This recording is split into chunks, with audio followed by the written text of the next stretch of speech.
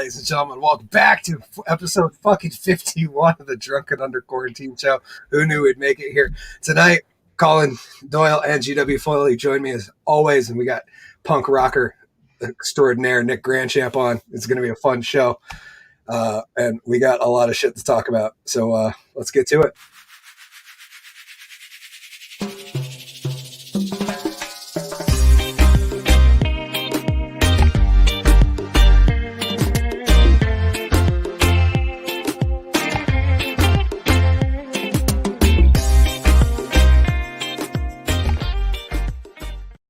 Of course, we welcome you back to the Drunken Under Quarantine show, presented to you by the Woolen Comedy Club, starring Hickory the Drunken Underwhelming, GW Foley, and Collen Doyle. Nick Grandchamp joins us on the show tonight, and we have a lot to ask him. We're going to catch up with him. We're going to see how Corona time's been hitting him. We're going to talk about a bunch of shit. We're going to talk about the America First caucus and what a shit show that's been. We're going to talk about Dogecoin going to the fucking moon. We are going to talk about masks leading to pollution. And we're also going to talk about an interesting study that I found scouring the internet, which might be uncomfortable for a few people, but it makes a lot of sense. Anyways, without further ado, I'll stop taking up time in the beginning. Welcoming to our spotlight stage, Mr. GW Foley. Hey, it's me. Yeah.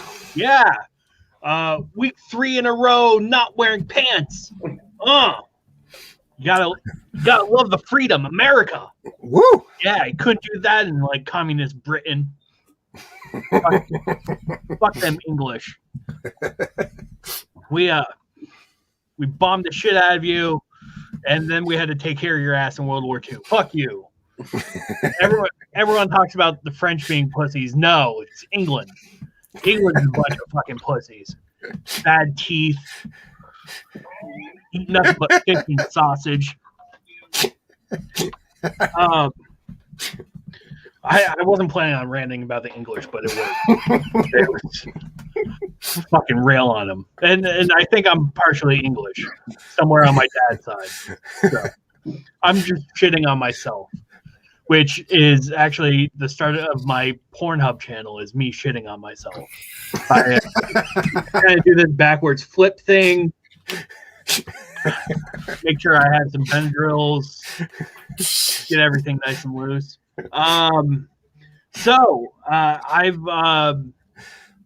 I've started losing weight.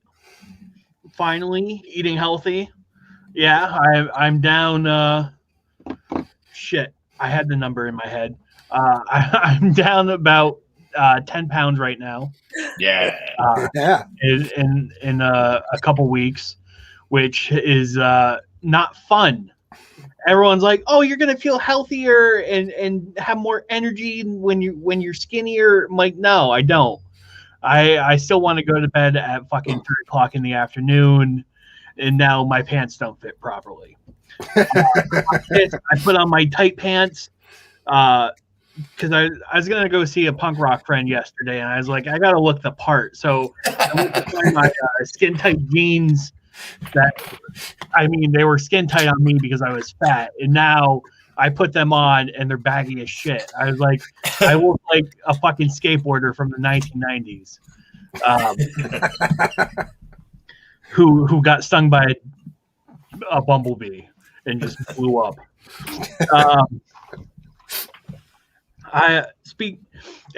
And it's cool hanging out with my punk rock friend.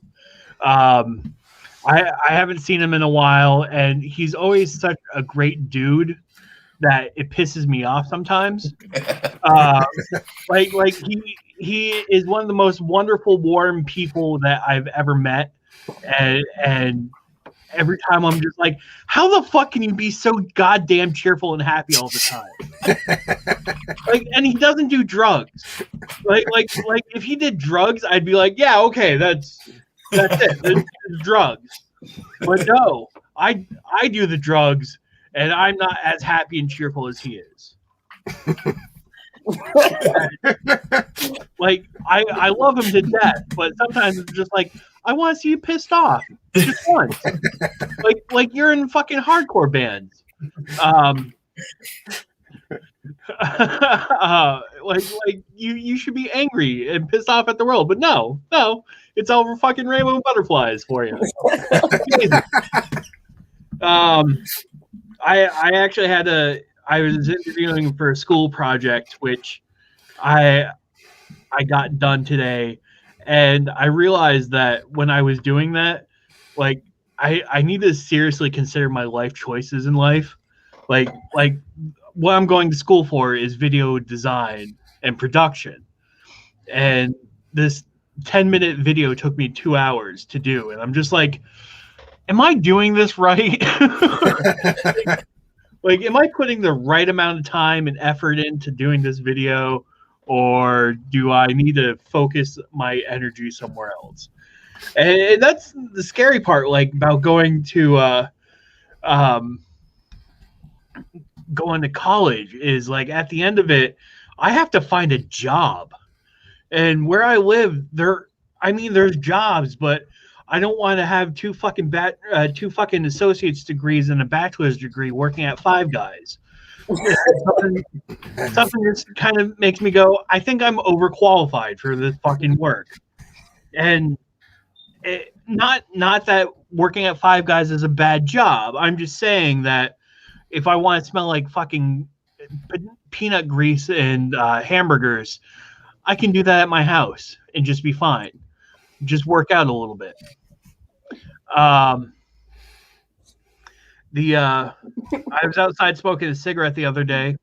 Or today, actually. Why did I say the other day? Fuck. It's one of those days. So I was smoking a cigarette today when I was outside, and I saw this woman walking her dog. And I get excited when I see puppies. I have always loved dogs so much that I got to myself. And even every time I see one, I'm just so excited. And I'm like, oh my God, a new friend. And I realized that, like, I'm watching this woman walk down the street, and here's me dressed in all black, smoking a cigarette, staring at her. I'm like, I need to do something to make this less awkward. I'm like, hi. And then I realized that, like, my eyes are wide, and I'm looking, and she's like, she must have thought I was fucking retarded. That's the only thing that I can think of. Or she thought I was a fucking creeper. Or both. Which is a good possibility. I didn't want to tell her that, like, oh no, I'm not staring at you, I'm staring at your dog, and then have her think I'm a dog fucker. Even though that dog did have a sweet ass, dragging his tail all over the place. Should have cat called the dog. What is that called? Dog calling?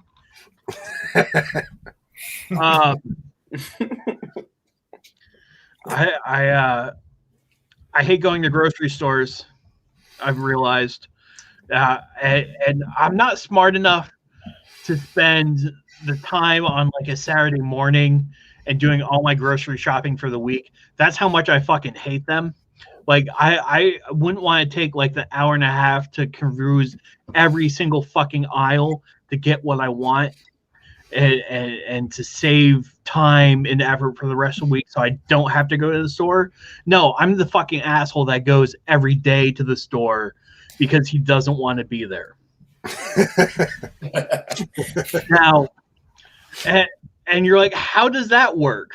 Like, I'm in there for like 10 minutes tops. Like, I think of what I want to do for dinner, go in, get my shit, and leave.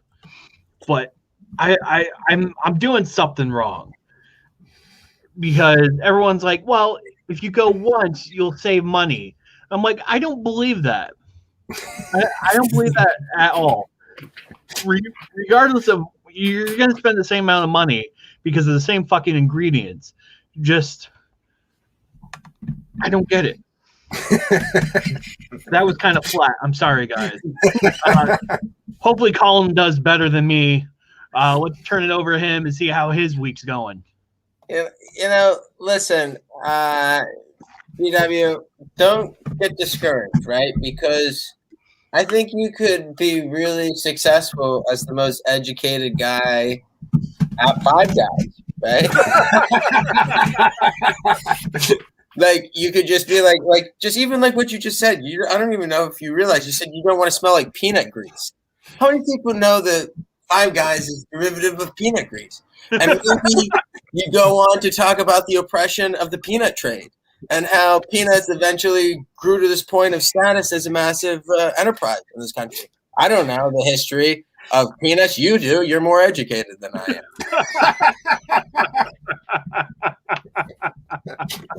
And that's just one of the sweet little joys of holding multiple degrees, you know.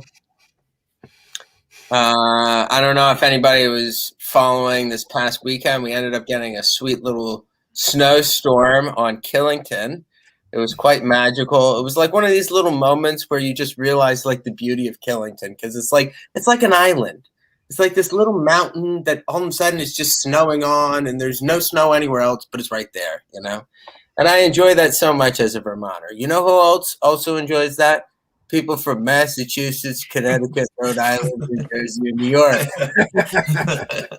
That's really the worst part about snow, isn't it? You know? And what kills me is like everybody who comes up to ride from New Jersey, they're so much more hardcore than I am, right? They're so much more hardcore than me. Of course they are. They drove all the way up here to ride for one day. And drive back and maybe get one day a season, you know? So why wouldn't you be completely hardcore, you know? And like these guys know, you know, when you're from Vermont, you don't have to pretend to be hardcore, you know? If you're like a Vermonter who's like snowboards, like chances are you've snowboarded off the wrong side of a mountain at some point, and people probably assumed you froze to death and died. And like it was never like I hit the park so hard for today. It was like I was going through the woods on some crazy place that I shouldn't have been, and I hit a tree. Like that's how Vermonters, you know, the stories are. It's like we never did some crazy shit on a snowboard like at a resort. Like maybe a little bit, but it was mostly like being, towed behind a snowmobile off a jump, off a bank or something like that, you know? But these guys don't get it. You get in the thing, they're like, oh, dude, I'm hitting it so hard. It's like, you're not hitting it hard. You know what I mean? I was driving out of New York, and this guy from New Jersey passed me in a white BMW, right? And he goes flying down the thing, and his license plate is full send. I'm like, really? Like this is your license plate? Like full send? Like give me a fucking break. Like you gave it maybe at best like a half send. Like you didn't full send it all weekend. You know what I mean? Like so it's like what I'm dealing with all weekend. So then yesterday I'm waiting for the chairlift. And this guy behind me goes like, says some comment to me about the bubble. And I'm like, I guarantee I have way more days up here this season than you do. Not to mention I've been snowboarding for 24 years. Like I think I might have a little bit of a better idea of whatever you think, you know. And this guy like says something to me, and I just like I hate to be rude, but I just looked, I'm like, dude, you better get on the road. You got a hell of a drive if you're going to go in this weather. A long drive to New Jersey. So, fuck you. I was from New Jersey. 100%. I don't know about the vaccine. Probably going to get it. When I go to get the vaccine, though, I don't want to take it in the arm. I'm going to tell them to give it to me in the ass. Put on me like, just give it to me in the ass, you know.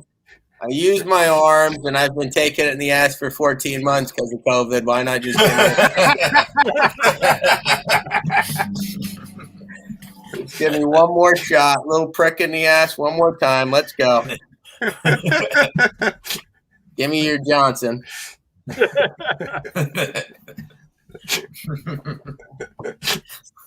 Well, you know, people get sick, you know, and then they end up praying to God. They petition the Lord, you know. And They say, please, God, help me, God, help me. What happens if, like, God or Jesus ends up being like Don Corleone? You don't know. Like, what if Jesus is all of a sudden like, I'm going to do this thing for you, my friend. I will help you this one time. But someday, this day may never come. I ask you to do something for me. And then maybe Jesus is just like, dude, full send.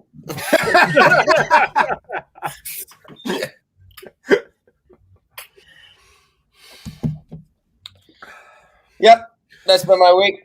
Been quite lovely.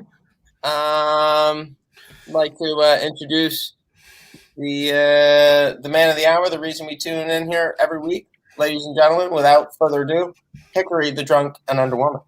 Thank you, gentlemen, for being here. Very excited to have Nick on. This is going to be a great one. I want to start by showing an empty envelope that I'm going to take a single card and put in there as a prediction. I just want that to be, fair, and that there's only one card in there. And now we'll get to the fun part, where people get to select cards. We are going to just take the jokers out, set those down there, and I'm going to start by Collen. I'm going to ask you to, I'm going to do the old riffle thing where I riffle through, and you just say stop whenever you'd like, my friend. Sure. Stop. Right about there? Yeah. Okay, we're good. Okay. Collen, this is your card. Please remember it. It makes it a lot less magic if people don't remember their cards. I'm going to write that down. Yes, that's an important note if you decide you want to partake in the art of magic, my friend. Okay. So next we are going to have Nick. I'm going to do the same thing. I'm going to riffle down through. You're going to select a card and see which one you want. How about there? Right there? Okay, did you want the one that's on top here or the one that's on bottom here? The top's fine. Okay. Does that card, you like this card? Is that that's a good fine. card for you? Okay, so we'll kind of stick that one back in the middle as well. And we'll give her a little shuffle. And Nick, I want to ask you to pick a number. Preferably not 51. Because that would be obvious, So a number that I wouldn't have previously thought of or associated with you, possibly, preferably somewhere between 1 and 100. Okay, I got one. Okay, you can tell me during this part. This is. You want me to tell you? Yeah. Okay, 10. Okay, 10. We're good. Okay, so what I'm going to do is I'm actually going to take. I'm going to take these jokers. I'm actually just going to take one of them, and I'm going to predict what I think Collen's card was on this joker. I got a little. Okay. So, Collen, your club or your card was the 2 hearts. That is exactly what I got drawn down on my piece of paper.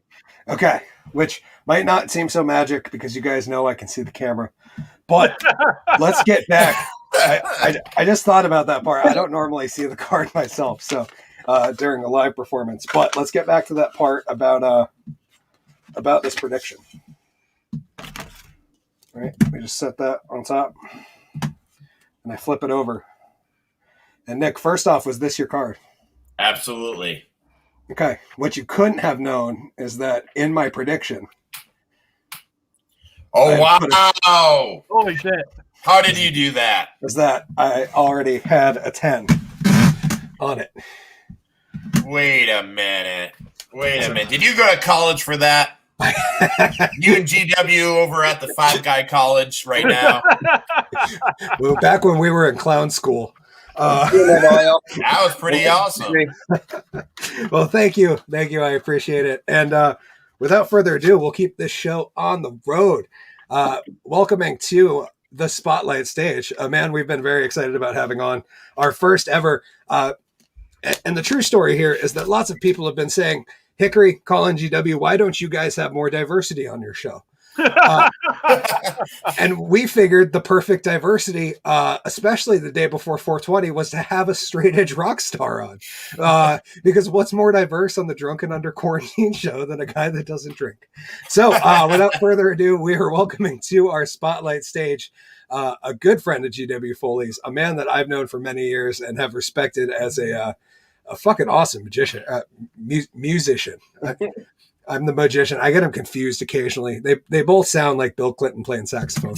Anyways, welcoming to our spotlight stage, punk rock aficionado and generally awesome dude, Mr. Nick Grandchamp. You guys are too kind. Hey, welcome. You're just all too kind. Very funny, talented people before my eyes here. I'm going to tell a quick tour story. A tour story for you all. I thought that would be cool.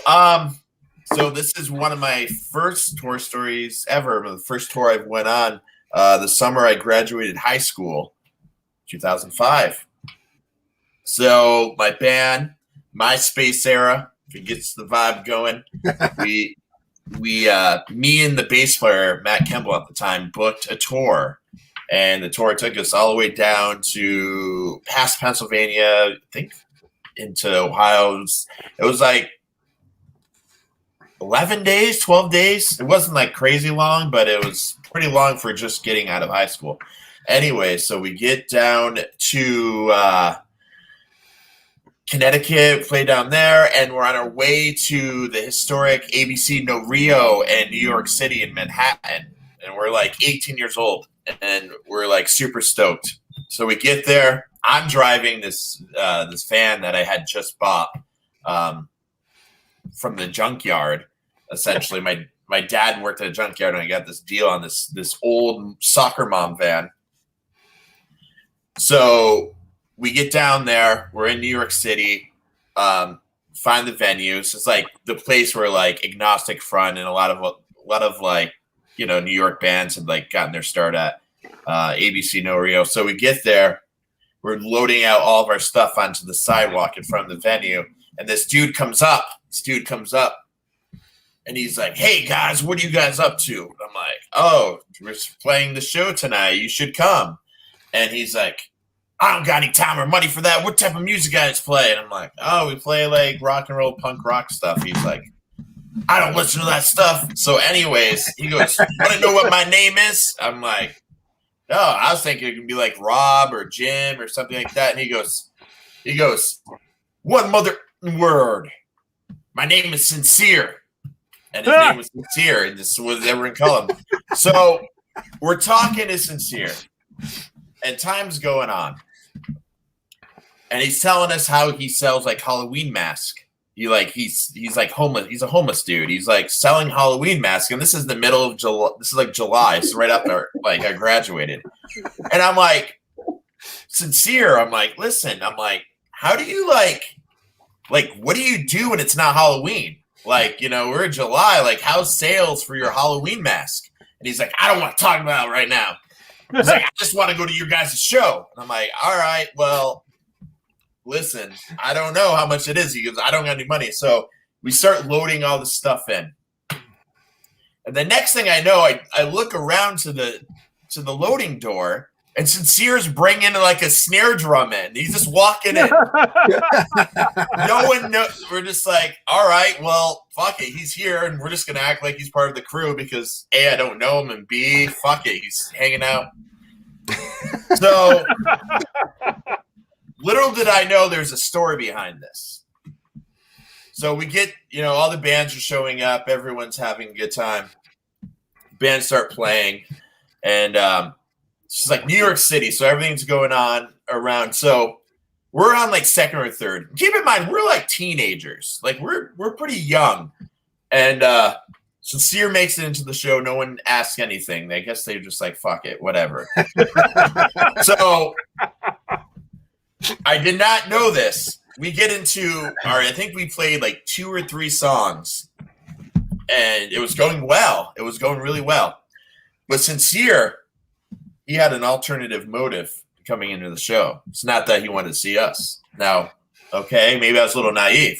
Sincere was a old school rapper, so he used his way to get in to the gig so he could perform, which I had mad respect for.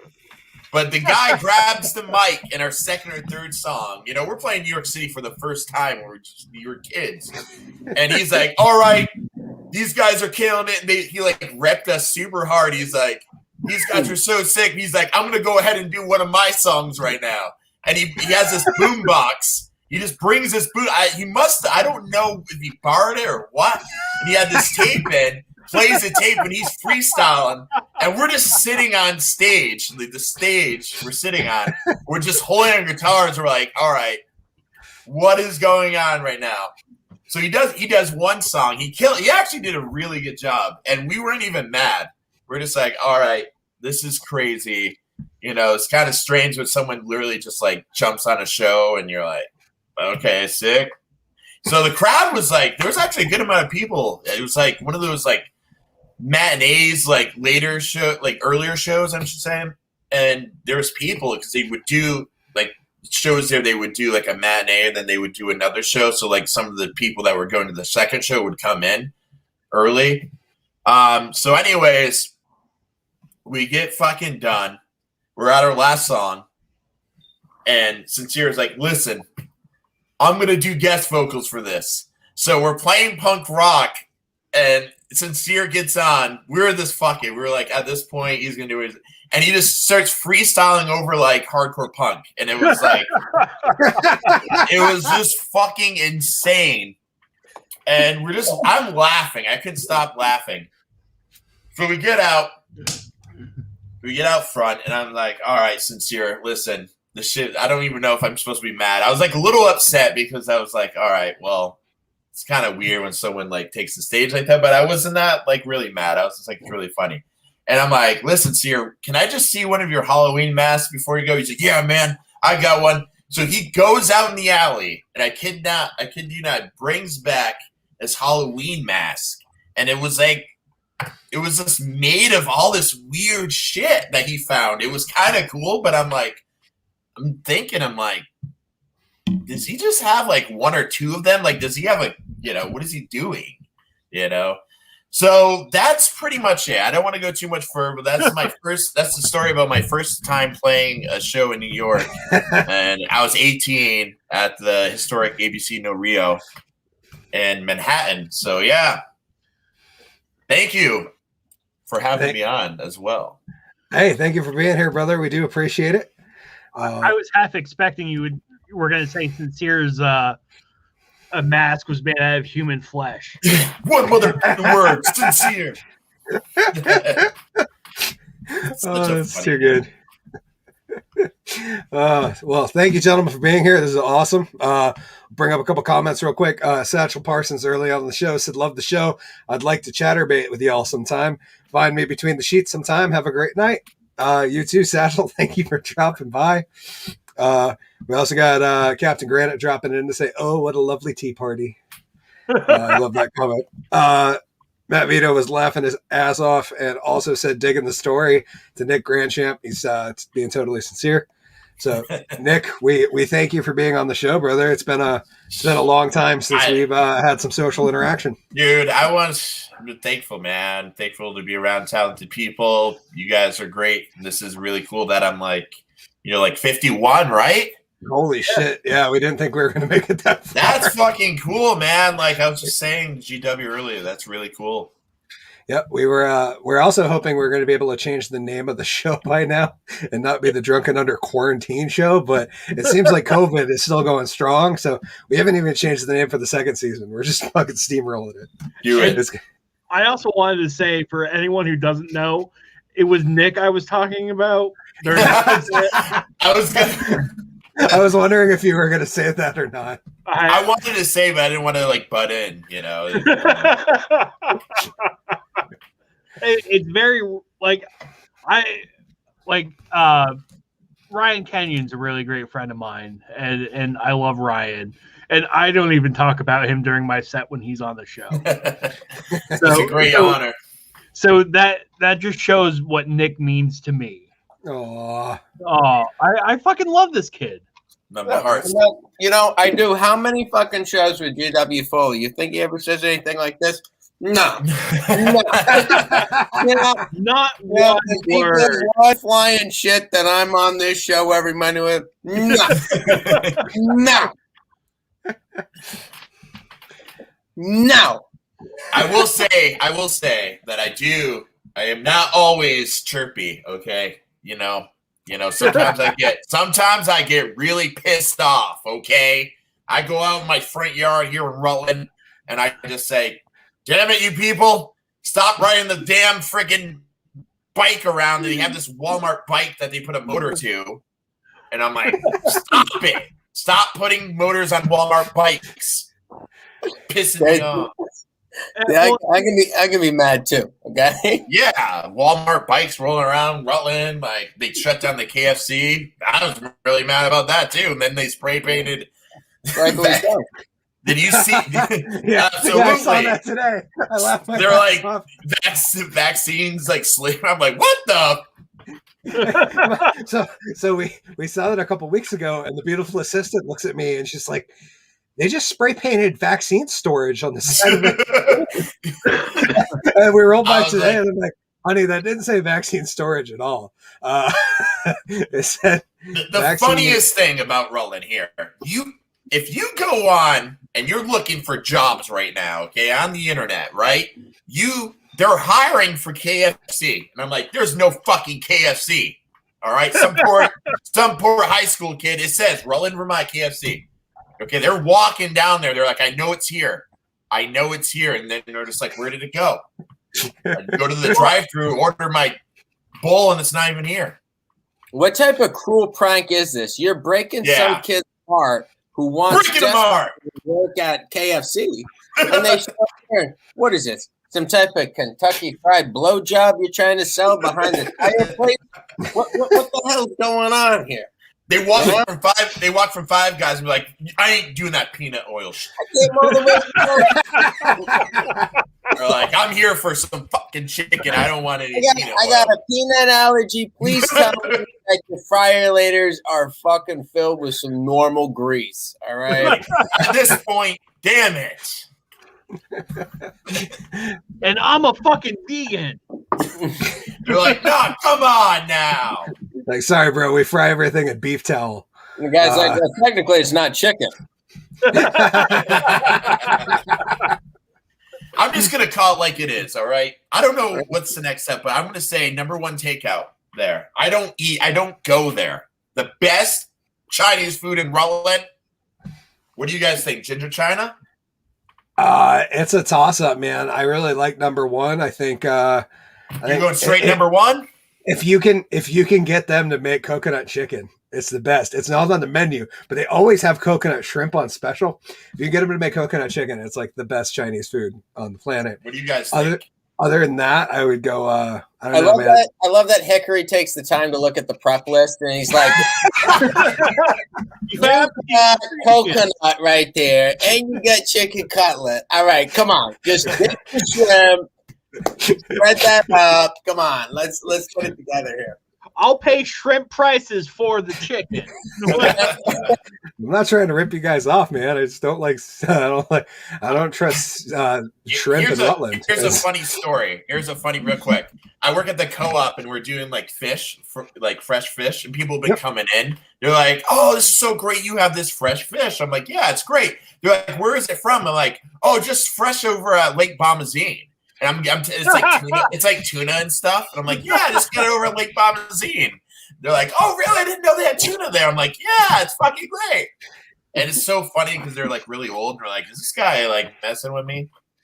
So it's tuna Lake Bomazine. They're huge in that lake. You got to be careful on that, Nick. I actually, in my Muggle life, do some meat and seafood sales, and we had carried a local trout. Like this guy, unfortunately, a really cold winter 2 years ago, and he lost most of his like his lakes that he was farming in. But I had told somebody that about this trout that this guy was farm raising, and he literally had a bunch of ponds, large ponds all across the state that he was raising trout in. And like a week later, the fucking Fish and Game show up at my work, and I'm at like I'm in a meeting, right? So I get back from a meeting, and the guy that's working the counter is like, Hickory, Fish and Game is here to see you. And I laughed at him, like straight up, like, yeah, dude, whatever. Like, I'm like, yeah, I fish and like shoot guns, but I haven't done anything to wrong Fish and Game ever. I always treat those guys really well. And sure as shit, like 10 minutes later, they come back and they're like, we heard the story that you bought some fish from a guy. And I was like, yeah, I buy seafood from a lot of guys. There's like 4 or 5 different major distributors around here. Like, they're like, yeah, but he said that it was grown in a pond. I'm like, yeah, dude, that's how you fucking farm raised trout. like, we have some of that land raised trout. But yeah, I had to like pull up old sales records to prove to them where it came from.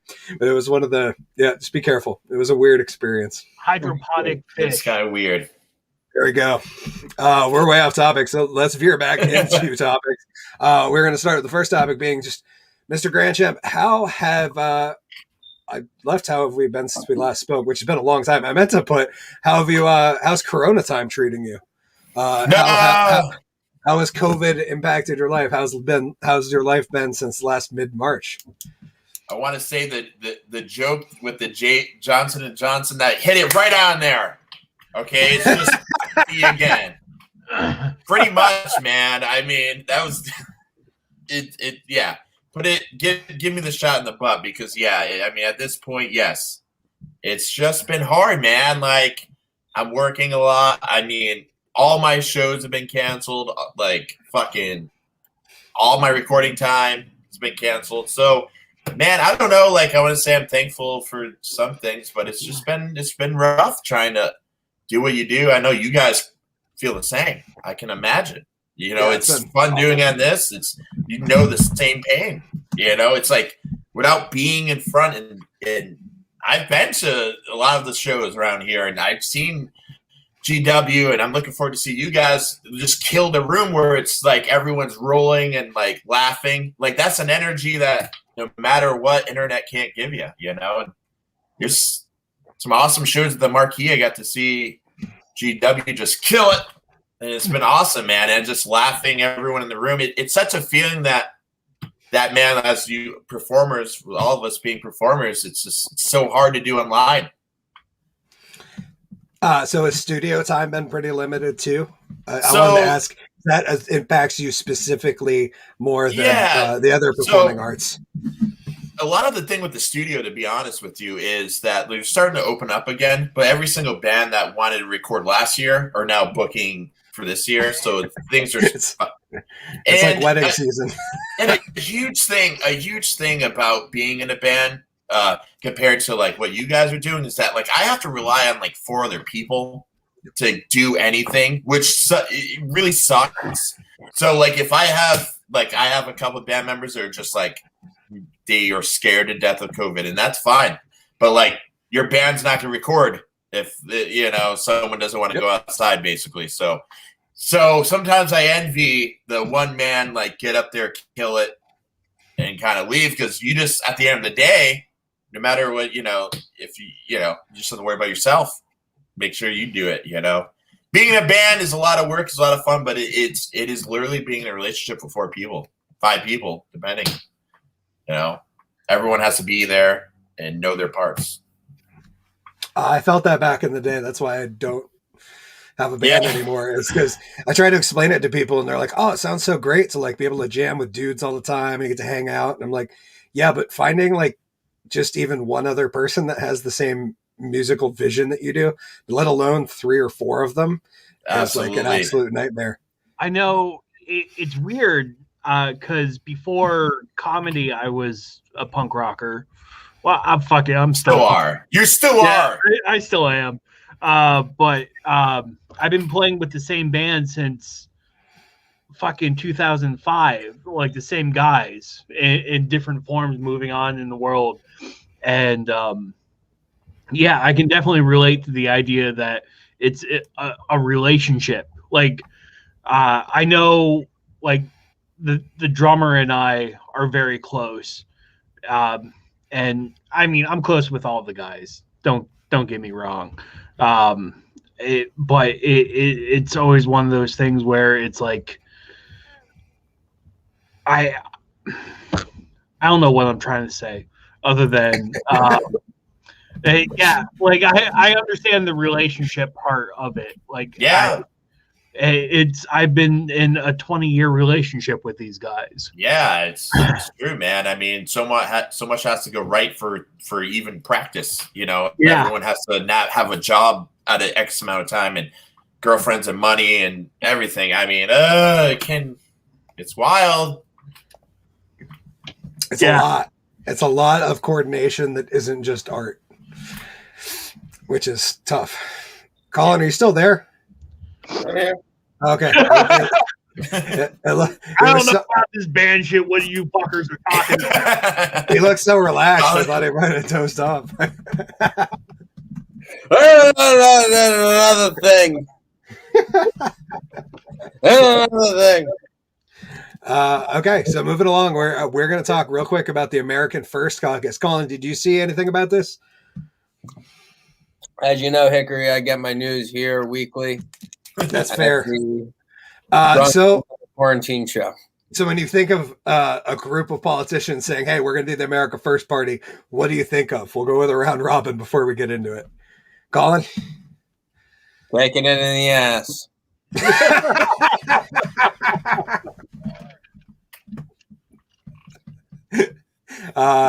G-Dubs, what do you think when you think America First Party? I think white people. Okay. And Nick, what do you think when you hear that term? I mean, I'm just, you know, Baja Blast Matters, you know, or something. You know, it's just I see these people just like driving down the road. I mean, it's just, I already know it's bad. That's what I mean. It's going to be bad. It's not good. Which is right. CBS News here says the new American First Caucus would champion, quote, Anglo-Saxon political traditions, unquote. Which is unfortunate, right? Because I've heard a lot of political pundits, political commentators on both sides of the aisle talk about forming an America First Party. And I felt like these guys just fucked it right up. Is how I thought of it. But yeah, they said that the controversial new caucus that is expected to be introduced by the House would champion Anglo-Saxon political traditions and work toward infrastructure that quote that reflects the architectural, engineering, and aesthetic values that befits the progeny of European architecture, according to a document that appears to describe the new caucus. A document was first reported Friday by Punchbowl News. Which representatives MTG and Paul Gozer said behind the American First Caucus on Saturday, and an apparent reference to Punchbowl News. Green claimed on Twitter that the document was a, quote, staff-level proposal from an outside group that I hadn't read. And I was kind of excited when I first saw that, like, before I saw the headline that was like, this is all about white values. I was like, hey, this could be actually a good thing. Like, I think there's something to be said about putting on your face mask before putting on the face mask of the person next to you. And I've often thought that like maybe America should get its shit straight before we try to fix the rest of the world and not necessarily worry about everyone else so much. But then again, maybe not. You guys have any comments on this? I was hoping for so much better. That's really what I wanted to say. Is I was hoping for like a real, not American corporations first, not American bureaucrats first, America first. And I agree with that. Like the idea of putting the American people first over corporations or the fucking industrial war machine that we currently have. Like, I like that idea. And then they have to ruin it by going, oh, well, Anglo-Saxons. Let me tell you something. The Anglo-Saxons are a horrible party to follow. Right? and that's coming as, like, a guy who has, like, Great Britain in his lineage. Like there's a lot of incest And when I think Anglo-Saxon, I think of like storming the beaches of Normandy, and ransacking fucking fucking huts, not necessarily like oh yeah, Parliament procedure. This is the way I feel about it. America first. Now let's think about this.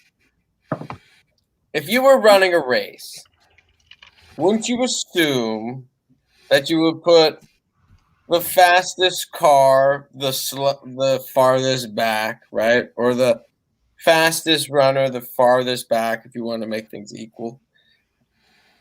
If America's the fastest fucking continent, why are we having to be first?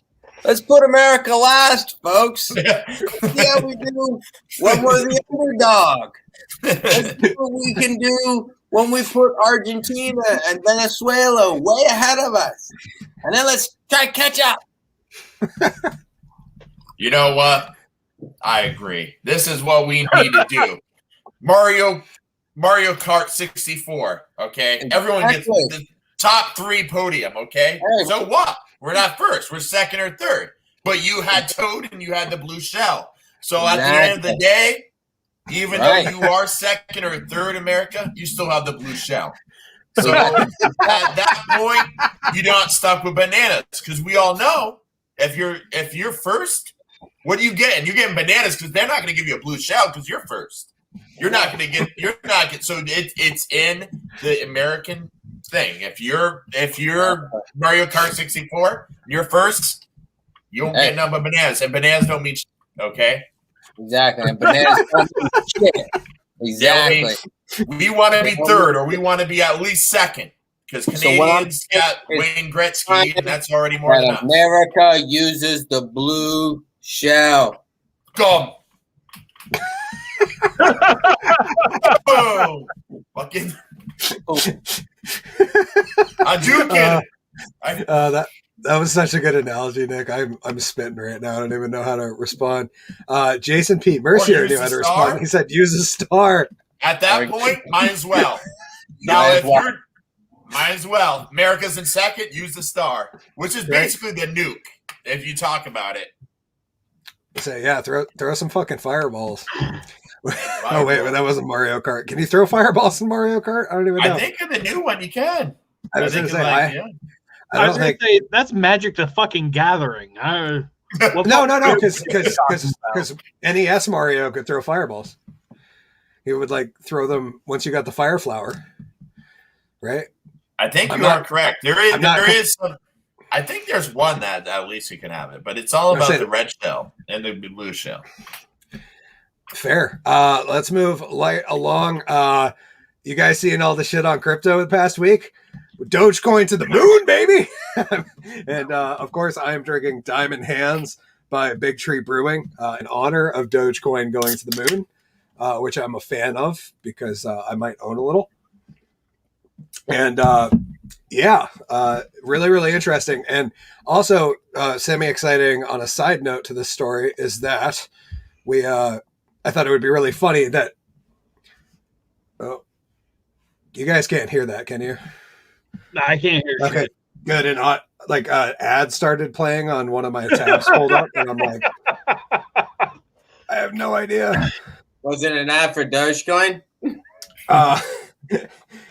No. Oh well. Okay, we're moving along. Sorry about that. This I pulled up an article. Apparently, people are trying to rebrand 420 as Dogecoin Day, which I'm kind of excited about. Oh, wrong one. Yeah. So right here. That's tomorrow. Blaze it. Dogecoin 420 sees crypto fans want to turn Weed Day into Doge Day. The hashtag Doge Day is trending on Twitter as fans and backers of the meme-based cryptocurrency Dogecoin attempt to push its price in celebration of 420 or April 20th. Yeah, I'm pretty excited to see what happens with this. But the initial story is that Dogecoin was a meme coin. It started a couple of years ago, and it was basically the guys took the Bitcoin software and copied it and made more coins and made it really, really cheap. So when Doge first started, I think it was like 1,000th of a penny per coin or something, like ridiculously low. As of January, it was 0.3 of a penny per Dogecoin. It maxed out today around 43 cents, I believe. Oh, wow. Yeah, so from 0.3 of a cent to 43 cents. When we looked at it the other day, when this first happened, I believe it was either Monday or Tuesday. If you had bought $1,000 of Dogecoin in January, you'd have $77,000 worth of it on Tuesday. Was the I'm just gonna say all these millennials that are doing this are gonna be all the ones with the blue shells in a couple of years. They're gonna be like, yeah, I'm not in first, but guess what? I got all this Bitcoin and hanging out. I come to the co-op trying to use my Bitcoins to buy avocados. That's what happens. They come in and some dude got so mad a couple months ago. He's like, yo, listen, you guys all take Bitcoins? We're like, nah, man, we don't. They're like, you know what? You guys supposed to be a co-op against the system. Where's my Bitcoin love? I'm like, bro, can you take your avocado and kimchi? Can you just go? Or I respect your love of cryptocurrency, but like, don't you also realize that Bitcoin is the most highly trackable currency on the planet? Yeah, like it don't matter, though. They buy me this kombucha, though. How about some of that kimchi and kale? We got the 3Ks. Mother. Compared to the other 3Ks that we could possibly strike, I think was the right? That's where I was going. Every year this date is celebrated by many marijuana smokers enthusiasts around the world as Weed Day. No MSNBC or Newsweek. Nobody calls fucking 420 Weed Day. Fuck yourself. It's just 420. It doesn't need another moniker. Does anyone else still call it Hitler's birthday? Yeah, I see that once in a while. To the Dogecoin point, I mean, can we just like live and let live, for God's sakes? Do these day traders have no fucking end? I mean, for God's sakes, we all enjoy marijuana. Do we all enjoy Dogecoin? No. No. Does every profession on the planet enjoy marijuana? Yes. Does every profession on the planet enjoy Dogecoin? No. All right. And we smoke tomorrow on 420 because that is the police call. When they call in, they say this is a 420.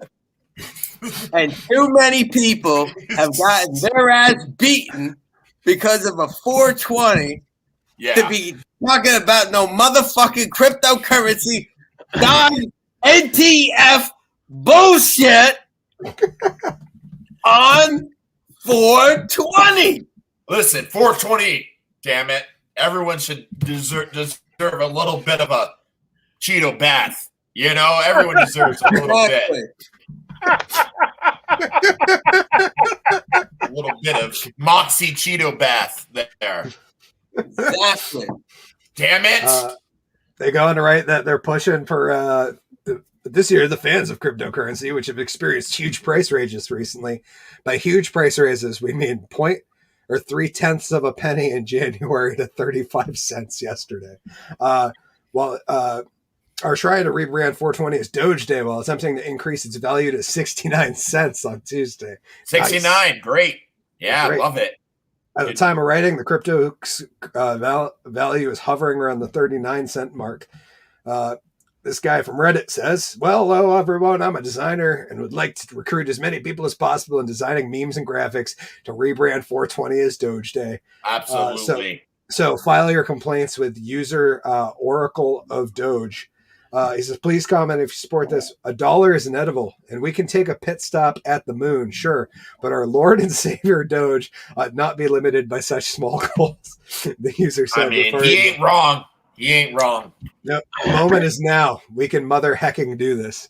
And for clarity, I didn't censor myself. That's what the goddamn article said. It said we can mother hecking do this. That's actually perfect. Yeah, that's a good Doge talk right there. Yeah, hit so more. With the mother heckin'. It's a very well written article right there. I'm just gonna say, 420, then you got 69 for I love it.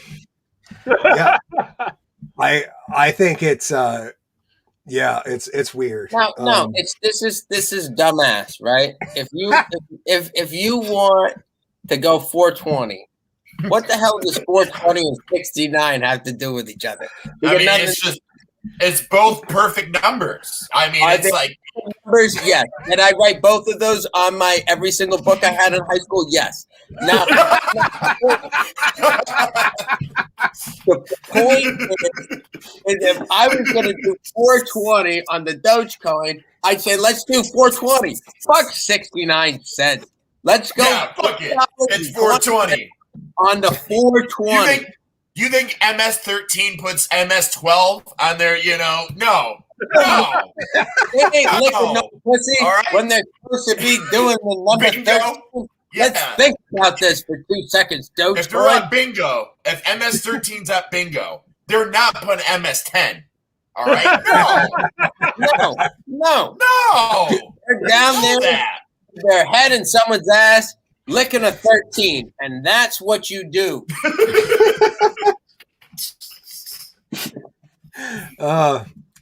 We're gonna run a little bit over tonight. Nick, you're good on time. You don't have to jet right away. You have a few extra minutes. This shit's funny. I don't even know if I was supposed to swear. I didn't ask you. Sorry. Okay. You can fucking swear. Yeah, okay. Sorry. I just like to check to make sure that everybody's good and that I'm not keeping you from other things. Because we got 2 more topics which are interrelated, but will also be interesting. And I just want to be very fucking clear that before we go into this episode, especially for you out there, Facebook and YouTube guy that has to sit through my content probably because I say some naughty words and have some objectionable opinions, that we on this show are not anti-maskers. I just want to be very, very clear that we're pro-mask for general health reasons, especially during the pandemic.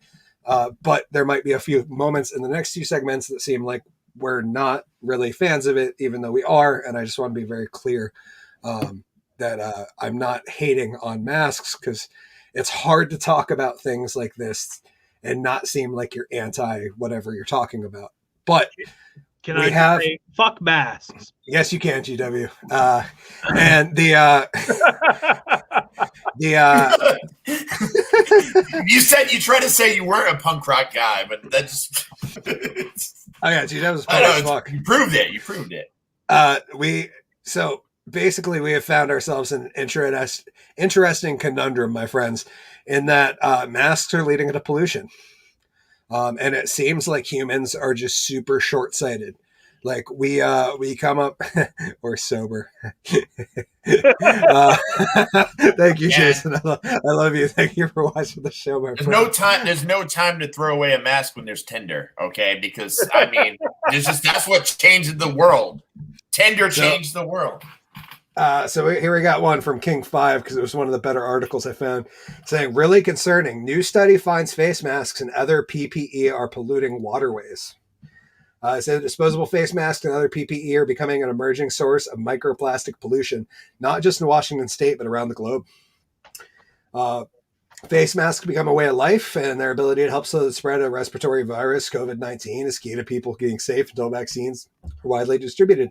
But a new report looks at the side effect of the widespread use of personal protective equipment by the general public, plastic pollution in waters around the globe.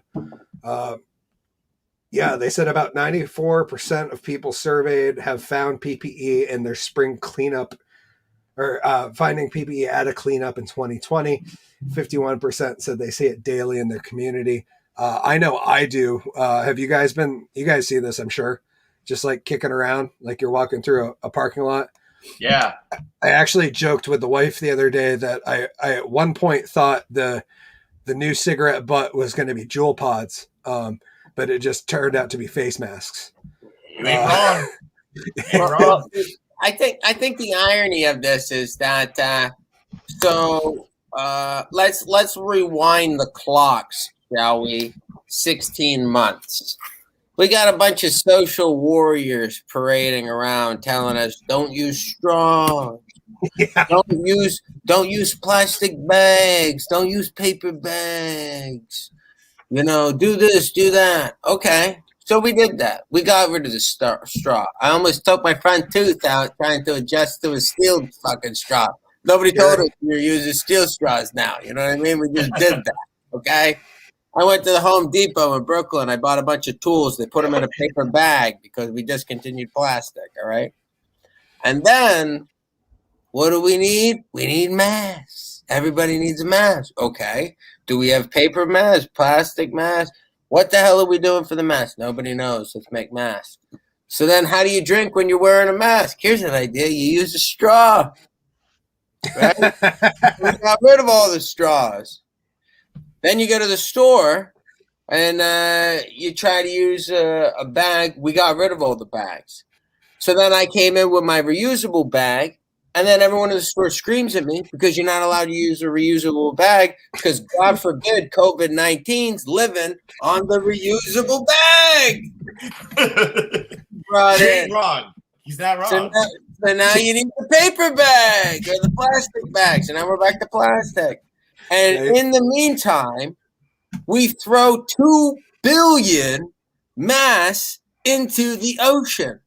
Right in the ocean. What the fuck are people thinking? Yeah, right here we got. This is from New York Post. More than 1.5 billion face masks will pollute ocean this year, report says. And this was back from December 28th of 2020. So this I would go 2 billion, 2.5 billion. And because easy. Why? Because you know what? Because guess what? When I make my coffee, I twist my little thing up, I put it in a trash bag, and then it goes to a landfill somewhere, maybe in China, I don't know. But if you cannot put your mask in a trash receptacle, and your receptacle is the ocean, boy, I'm glad we got this cross. I'm gonna tell you who's mad right now about the whole idea about reusable bags. I'm gonna tell you this guy in high school who took his girlfriend behind the Price Chopper in West Rutland and used a plastic bag for a condom is very mad about these. That's a true story. So he's not happy. Fucked a girl with a Price Chopper bag on his. Now that ain't great for no one. For no one. No. Like if it was a Hannaford's bag, it would have been a little bit better because they're more sturdy when they go there. But at that point, no. This shit in the ocean needs to stop. These people that are just like living in the suburbs saying blah, blah, blah, all this stuff. I'm like, they got to stop too because they've never been on State Street. All right. They need to go to State Street. Then I want to see the posts. Okay. Yeah. Keeping it real. And if you want to go take a trip down to State Street, and they're going to be more willing to go bring you down there. Let me tell you, my friend, it ain't pretty, okay? You're at Ted's Pizza? Damn it. You have to wait now for that. Yeah, exactly. Bring a couple straws, a plastic bag in your mouth. You know what I'm saying? In this article say that more than 1.5 billion disposable masks wind up in the world's ocean this year, polluting the water with tons of plastic and endangering marine wildlife.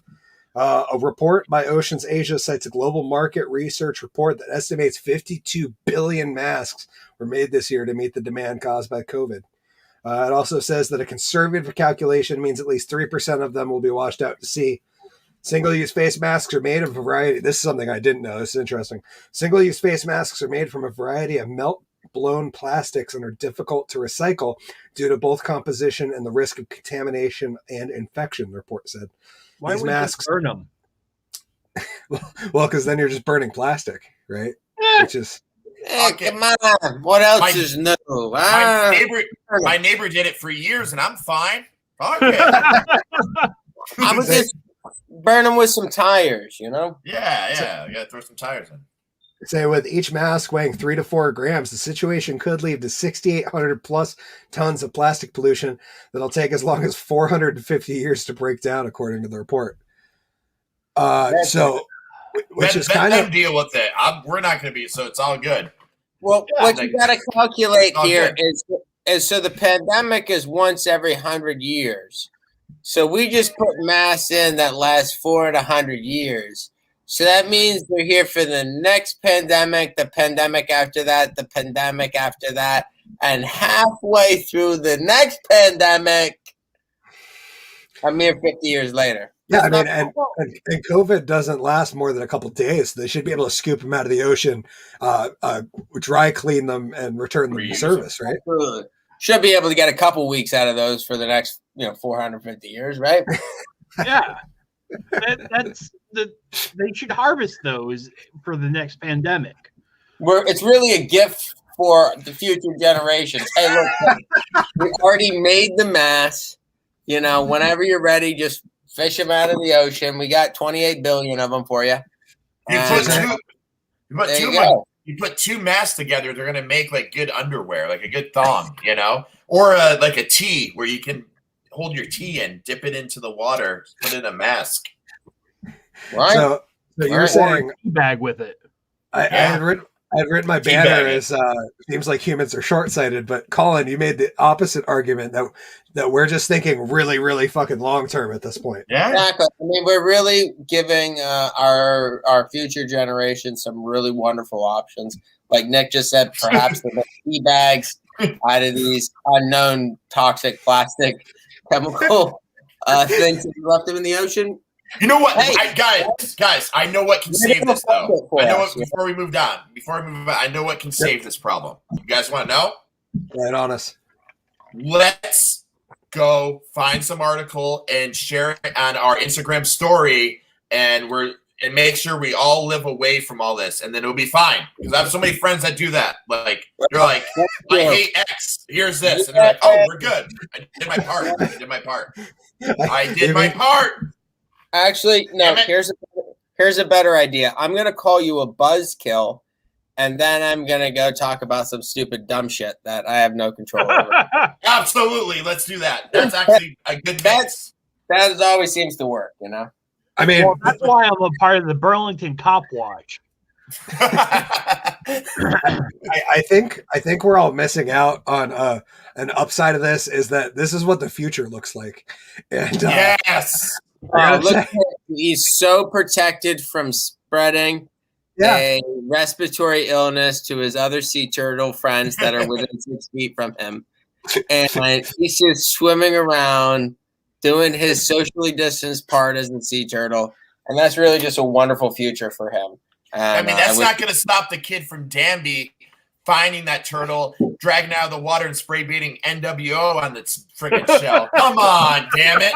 How'd that happen? That one's pretty good too. These make me happy. I'm glad somebody took the time to put a mask on a turtle. Hey, you got to think about the turtles. I mean, God forbid they're breathing COVID-19 too. I mean, you know how hard it is for ninja training? It takes years. Yeah. I saw 3 ninjas knuckle up the other day. I know how it is. Rocky Tom Colt.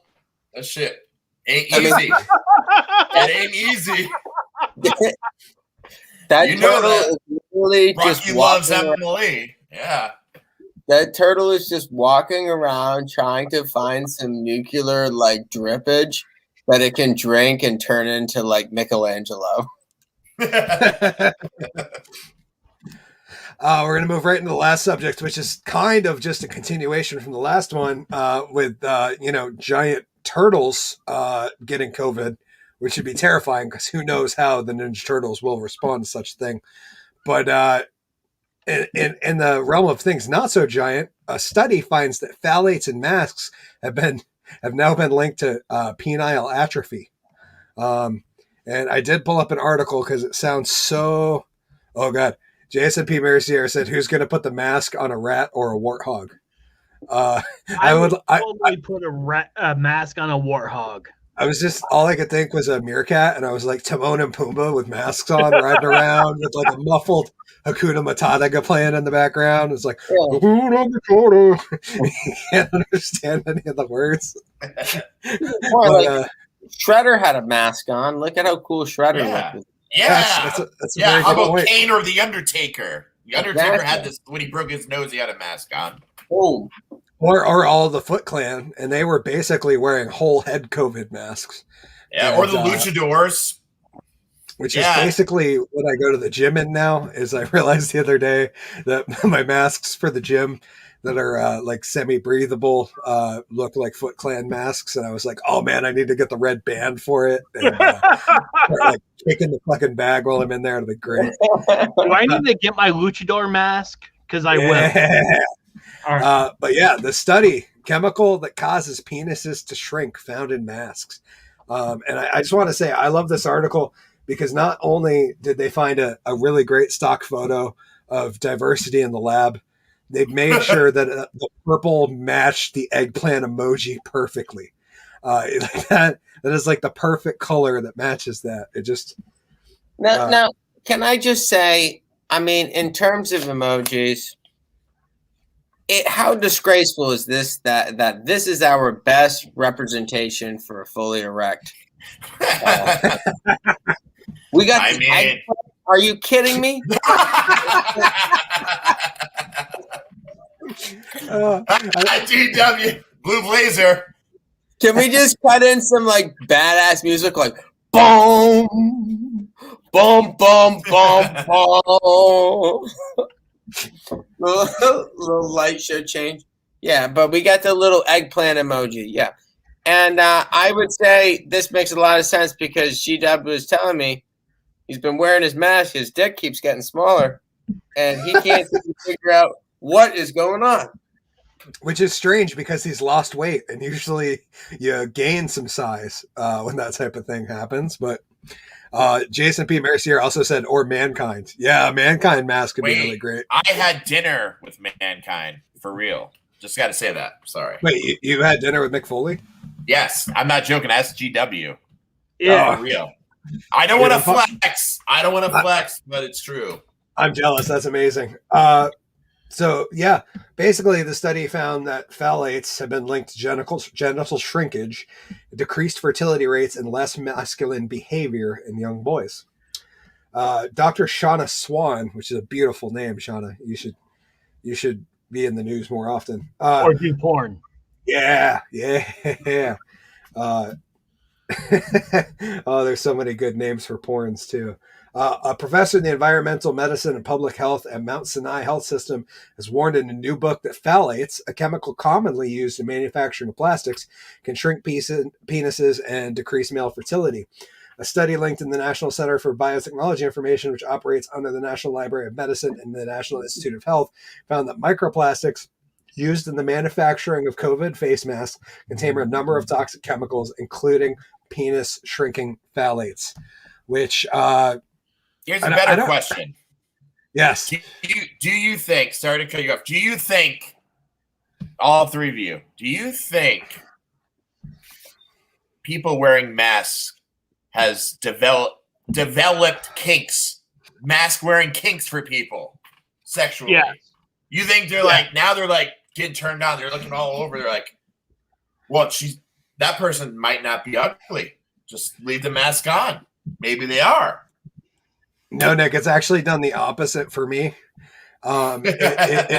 It's completely ruined the allure of the mask because you assumed if somebody was wearing a mask, same with, I've explained this on the show before, actually, I think, that scrubs were like the same thing, where scrubs were a symbol for a while that you were like worked in the medical field or that you did something important. And now that like every housekeeper on the planet wears scrubs, it kind of ruined scrubs for me.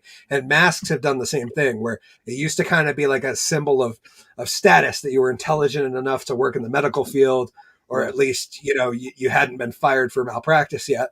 And now everybody wears them, and it's just kind of like, I'm almost like the first couple of weeks, don't get me wrong, I was hot and bothered all the time, but now it's just it's fallen flat. It's like I'm overstimulated. It's like it's what porn does to a lot of people, like they just see so much of it that nothing interests them anymore. That's how I feel about my mask fetish.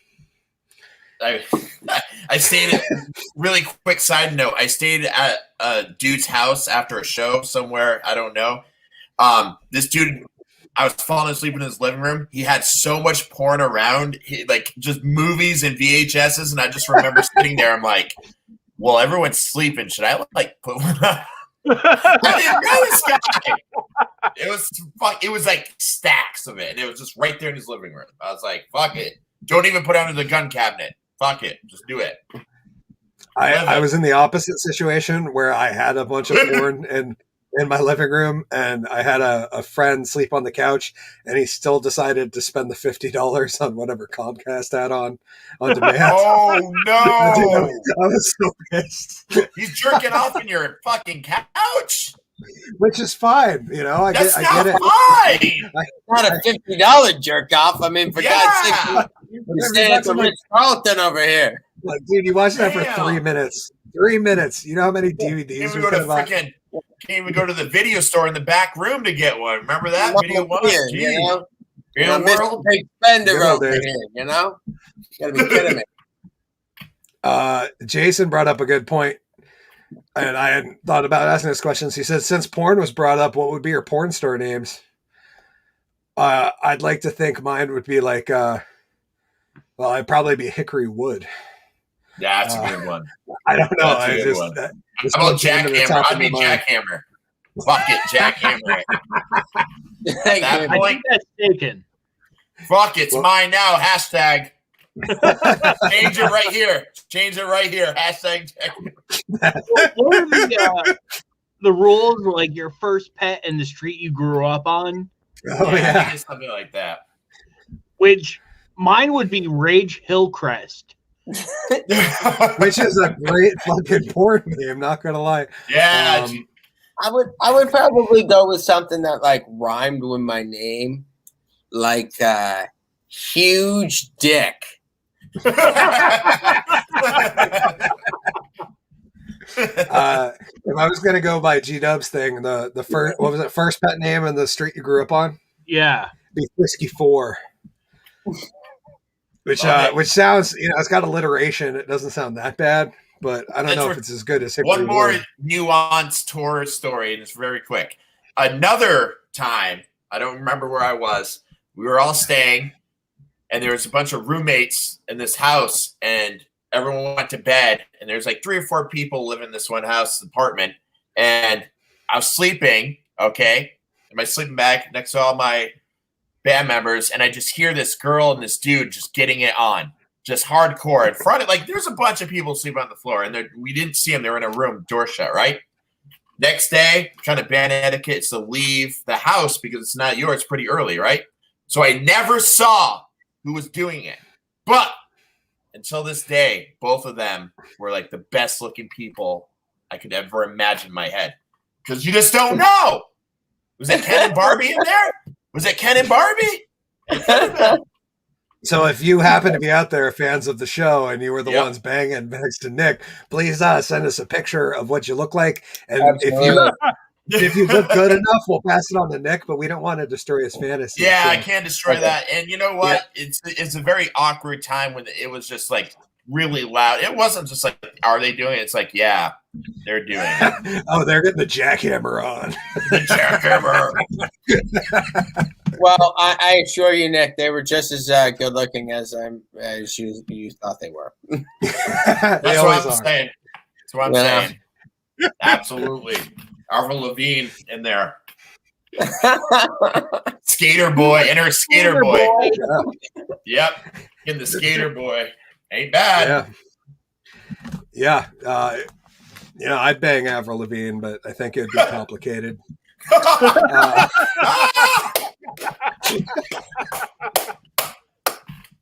was a good one. Thank you. I couldn't help myself. So, Avril, if you're watching the show, absolutely. You're married to somebody. Coin. That's a great way to end this. That's a good call off right there. Damn. Avril, if you're out there, you're probably married to somebody much more rich and successful than I am, and I'm married to a wife who could beat the fuck out of both of us.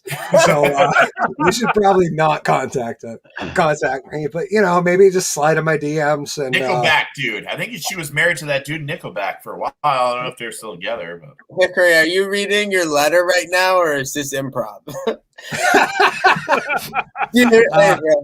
I think we should dude, I'd have to reach through 2 pages of names to get to her. I'm currently in a relationship with a beautiful assistant. I think she could beat both of our asses.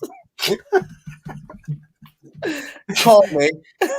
Because you looked really beautiful in your last video. Do right. Do right. Manasa comments in, Avril hadn't had this much press since 2007. Well, hey, she faked her own death. It's not my fault. Okay, Yeah. It's not the same Avril. Look it up. Illuminati and everyone's hanging out. I know it. I know it. I felt like if you're there, write me. Write me soon. I gotta like look real quick. Did she? I felt like she might have been married to like the Sum 41. Sum 41 dude. Yeah, that's true. Derek. And they got a divorce, and then she went with Chad Kroger. Oh, she went to Chad after Derek? Yeah. Oh. Yeah. Because it's all killer, no filler anymore, so it was, yeah. Apparently skater boy. Sorry. Apparently skater boy. Apparently dollars over dignity with Avril. And remember, Skater Boy is the 8. Skater Boy with the 8. You don't even skate. He does. Okay. I'm looking up just to see if she's married right now. Is she still married to Chad Kroger? No, they got divorced in 2015. Oh, damn! What? Yeah, she's 2015. Good for her. Yeah, she was married. She was married to Derek Whibley from 2006 to 2010, Chad Kroger 2013 to 2015. So Buck Cherry dude's next. Got to be. Who else are famous Canadians? I have a chance. Tom Green. Tom Green. He was a skater boy. He was. Hollywood Gregor. Yeah, and Tom Green was holy shit. Tom Green was married to Drew Barrymore 2001, 2002. So he doesn't. He's all good for forever. He's like, yep. He just kind of ends up on the long list of bad decisions by Drew Barrymore, right? She might have a bunch of them. One of the funniest things I ever saw live was an episode of the Tom Green Show when I was a kid, and this dude who was playing guitar came in. He had a guitar that was a chainsaw, and he chainsaw Tom's desk, and like Tom got super legit pissed, and he's like, "No, it was awkward. You were gonna do all this." Remember that? The guy who's literally on a cow's teat, drinking milk out of it. I remember that someone has the audacity to take a chainsaw to the film studio. I mean, my God, the hypocrisy here. I mean, for God's sake, if I'm on the Tom Green Show and I'm not taking a chainsaw and chopping something up, I don't feel like I'm doing my job as a guest. I'm sorry. I don't know why I'm here. I should have done that to your guys' show right now. Should have brought like a chainsaw. That's the problem with these stream shows, Nick. That's the problem with these stream shows. I don't have like a. Absolutely. I could take those Mac anymore. Shatter those beautiful plants you have just right on the ground. Just really piss everybody off.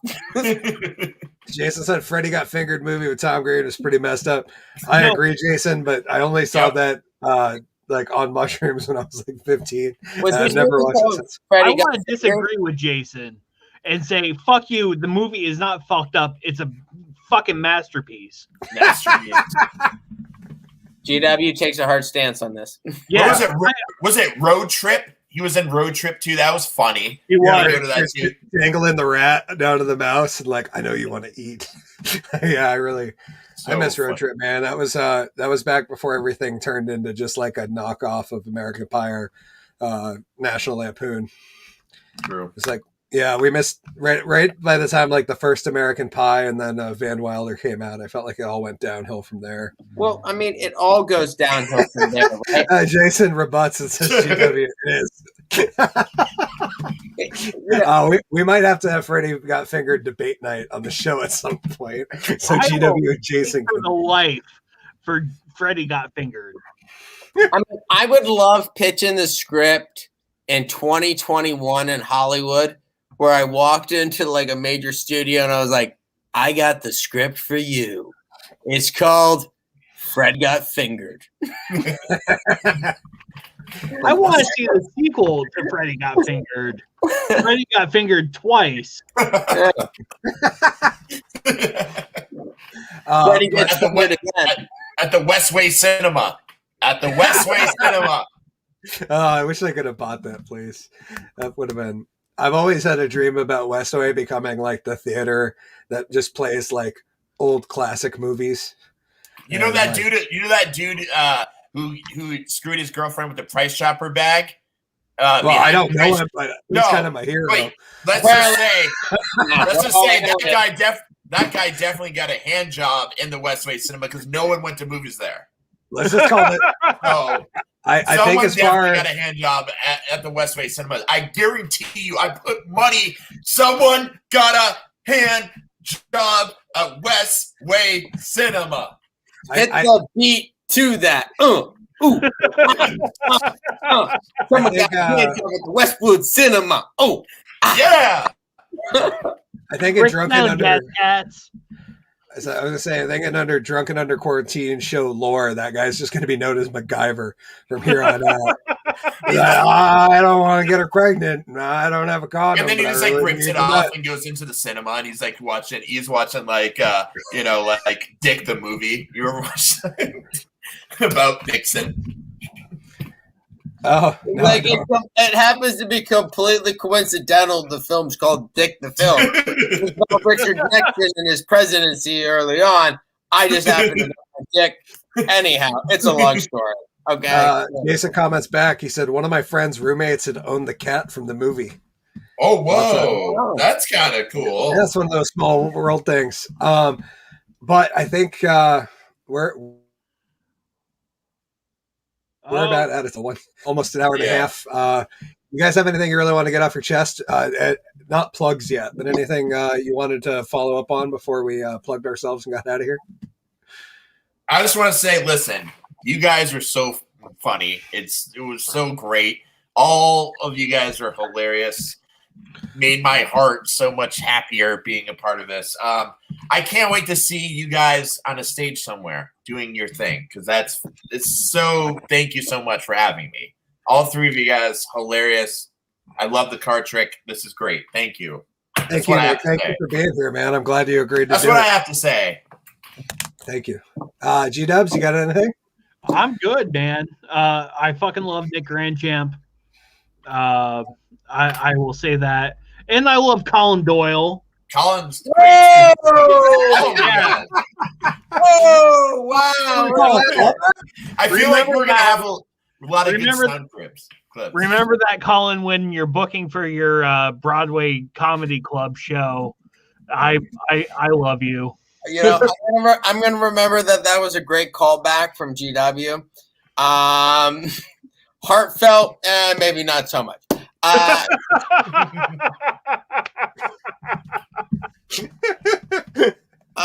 No, this has been great. Nick, thank you so much for being on the show. This has been a lovely night. It's always great to be here with you guys. Every Monday night, 51 weeks. Next year we celebrate. Next week we celebrate 1 year, right? Yeah, it'll be the season finale of the Drunken Under Quarantine show. Wah, wah. Yeah, it's wild. We've made it this far. Thank you guys for being here. Nick, thank you for being here. Thank you, man. Thank you, guys. We'll reach out. I hope you'd like to be on season 2 at some point. Absolutely. We would love to have you back. This is a great episode. And G-Dubs, Colin, and I had a lot of fun, as I'm hoping you did. Jason P. Mir Sierra said group hug. And yeah, we try to figure that out, but it's just going to look stupid. Like, it would have to, like, really. You guys, how about chainsaw to our chainsaw, Tom Green chainsaw? We cut to the Michael Jackson music. We are the world. We are the people. I'm going to Five Guys. I'm going to get some peanut oil. Give me a second. I'll drive by and pick you up. All right, and then we're going to apply it to KFC. That's not there. Just get a job. Go get it done. It's there. You guys find it. Go get it. It's crazy. All right. Love you, Nick, guys. anything you want to shout out before you go, brother? No, man. Just, you know what? Be true. Do your art. Do what you want to do. That's all I have to say. Yeah, good. We're looking forward to in the future seeing some content and music out of Nick. That'll be great. I can't wait to hear him play guitar again. Can What's I up, shout G-Dubs? out for Nick? Yeah, please do.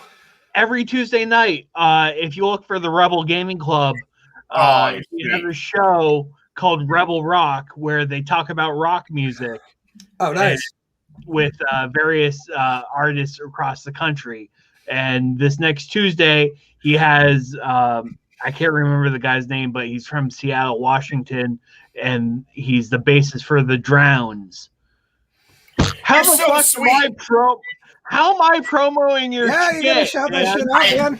I'm just not a big flexer. I did have dinner with Mick Foley, but I'm not a big flexer. So. I said, like, flexing is 3/4 of this show.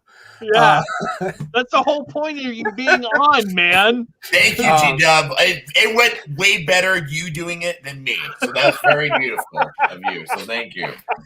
Of course, you can follow GW Foley at Foley Kills on Facebook, Instagram, Parlor. Collen and I will be doing a artistry show on Saturday. That'll be on the Artistry YouTube channel. I think at 8:00. I believe it is 8:00. Yep. And we'll be doing a little talent show. That'll be fun. It'll be fun to do something else. Tomorrow is Doge Day, so my review comes out for Diamond Hands tomorrow for a special little 420 thing. And I reacted to a video of Collen's Athena underwear commercial yesterday. So those who don't know, follow my YouTube channel because there's fun stuff that kicks up there once in a while. And it was like my most viewed video within like 12 hours of it going up. I think because I put Gavin McInnes in the title, and it's gotten a lot of YouTube search hits because of that. But I mean, it's cruising. You can follow Collen at Collen D and at Woolen Mill Comedy Club on both Facebook, Instagram, and on YouTube, where you can find the raw version of that video, or you can come over to my channel and watch me react and laugh to it and make some commentary. I have, of course, Hickory the Drunk and Underwhelming. This show is the Drunk and Under Quarantine show. We are presented by the Woolen Mill Comedy Club, and this is episode 52 with Nick Grandchamp, which is fucking awesome. Next week is 52. It's the season finale, kids, and we have a very special surprise. It's going to be the VCO takeover, where we invite Ryan, Kenyon, Pierre Michon, and Kevin McTaggart all to one episode. And who knows what's going to happen, because that's awesome. Yeah, when the VCO crew's in town, some chairs and tables are going to get broken, and things are going to get a little crazy. At the very least, we're going to have a damn good time. Thank you for everybody who watches. Matt, Vita, thank you for shouting out. Manasa, Jason, thank you for being here as always. We really, really appreciate you. Satchel, Captain Granite, and I love you guys. Thank you for being here. G-Dubs, bye, Collen, thanks, guys. Thank you. Of course, I'm signing out. I'm Hickory the Drunk and Underwhelming, reminding you all to stay drunk, stay underwhelming, stay safe, stay sane, and most importantly, in these trying times, try not to kill your neighbor.